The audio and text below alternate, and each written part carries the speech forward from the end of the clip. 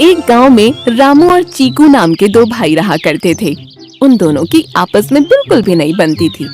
रामू और चीकू ने संपत्ति के बंटवारे में मिले 2 बैल भी आपस में बांट लिए थे। रामू का सौतेला भाई चीकू बेहद खराब स्वभाव का था और वहीं रामू बेहद नरम और अच्छे स्वभाव का था।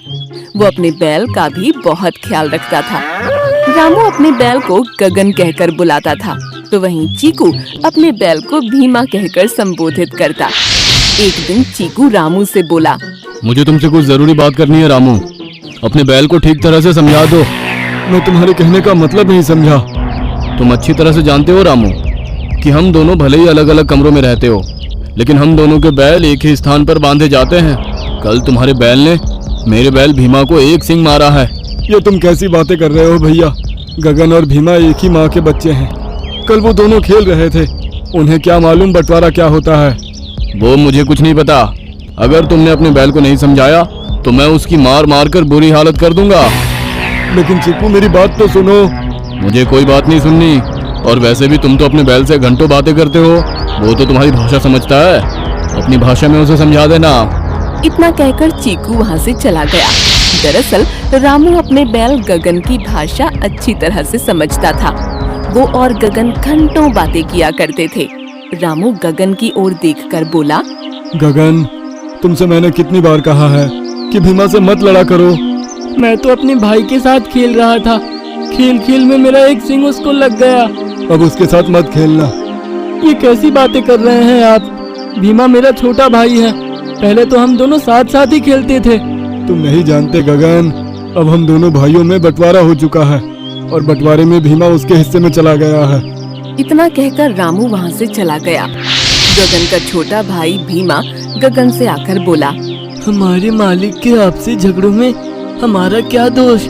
वो हमें क्यों नहीं खेलने देते? मुझे आपके साथ खेलना अच्छा लगता है। हम क्या कर सकते हैं छोटे भाई, इंसान ऐसे ही होते हैं, हमेशा आपस में झगड़ा करते रहते हैं और इनके झगड़ों में हम बेचारे जानवर आपस में पीसते रहते हैं। ऐसे ही कई महीने बीत गए। एक दिन की बात है, चीकू और रामू में संपत्ति को लेकर विवाद बढ़ गया। चीकू बेईमानी पर उतारू था, मगर रामू भी हार मानने को तैयार नहीं था। मेरे पास संपत्ति के पूरे कागज है रामू, सीधी तरह से यहाँ से निकल जाओ। ये तुम कैसी बातें कर रहे हो चीकू? भला मैं अपनी पत्नी और बच्चे को कहाँ लेकर जाऊंगा? तुम कहीं भी जाओ, मुझे इससे क्या। ठीक है, अगर ऐसी बात है तो मैं इस मामले को गांव के मुखिया के सामने रखूंगा। वहीं हम दोनों का फैसला करेंगे। मुखिया का नाम सुनकर चीकू बुरी तरह से डर गया और मन ही मन बोला, अगर ये मुखिया के पास चला गया तो मेरी चोरी पकड़ी जाएगी। क्या करूं? मैं तो अपने ही जाल में फंस गया। तभी उसके दिमाग में एक योजना आ गई। ठीक है, हम अपना घर का मामला घर में ही सुलझा लेते हैं। क्यों ना हम गगन और भीमा की लड़ाई करवाएं। हम दोनों के बैलों में से जो भी जीतेगा वही संपत्ति का मालिक होगा। तुम्हारा दिमाग तो ठीक है, भला हमारे झगड़े में उन बेचारे जानवरों को क्यों घसीटते हो? सोच लो, नहीं तो हमारे परिवार का झगड़ा बीच पंचायत में उछाला जाएगा। तब तुम्हें क्या ज्यादा अच्छा लगेगा? चीकू की बात सुनकर रामू चुप हो गया। वो चाहता तो नहीं था, मगर वो अपने परिवार की इज्जत को पंचायत में उछालना नहीं चाहता था। ठीक है, जैसी तुम्हारी मर्जी। गगन बैल और भीमा बैल आमने सामने आ गए। मैं आपके ऊपर हमला कैसे कर सकता हूँ बड़े भाई? मैं नहीं लड़ूंगा। हमें लड़ना ही होगा भीमा, और तुम्हें जीतना होगा। ये कैसी बातें कर रहे हो आप? अगर मैं जीत गया तो मेरे मालिक तुम्हारे मालिक की सारी संपत्ति कब्जा कर लेंगे। नहीं भीमा, तुम्हारे मालिक बेईमानी पर उतारू हैं। मेरे हारने के बाद भी तुम्हारे मालिक कुछ नहीं कर पाएंगे, और मैं इंसान नहीं हूँ, इसीलिए मैं अपने छोटे भाई को नहीं मारूंगा। लेकिन तुम्हें माँ का वास्ता है भीमा, तुम मेरे ऊपर वार करो। दरअसल गगन बैल जानता था कि सर सांप से मांग लिया। इससे पहले सांप के पक्ष में 2 निर्णय हो चुके थे, इसलिए वो अंतिम निर्णय लेने पर तैयार हो गया। अब की बार वो दोनों एक बंदर के पास पहुंच गए। बंदर इस डाली से उस डाली पर उछल कूद मचा रहा था। मनुष्य बोला, देखो बंदर भैया, ये सांप एक जगह झाड़ियों में बुरी तरह से फंसा हुआ था, निकलने में असमर्थ था, मदद के लिए सबको पुकार रहा था। इसकी पुकार मैंने भी सुनी और इस पर मुझे दया आ गई।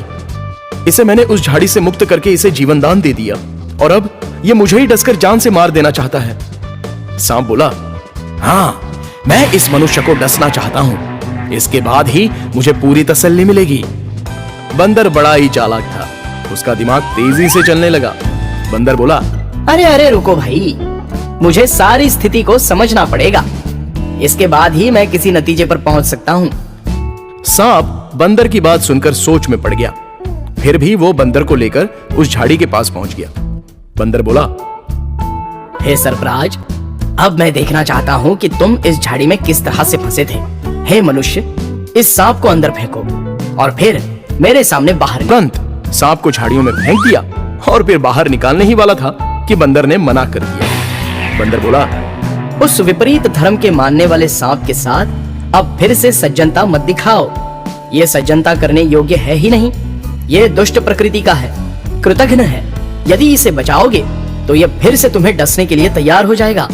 इसलिए अब इसे यहीं पर छोड़कर इस स्थान का त्याग करो।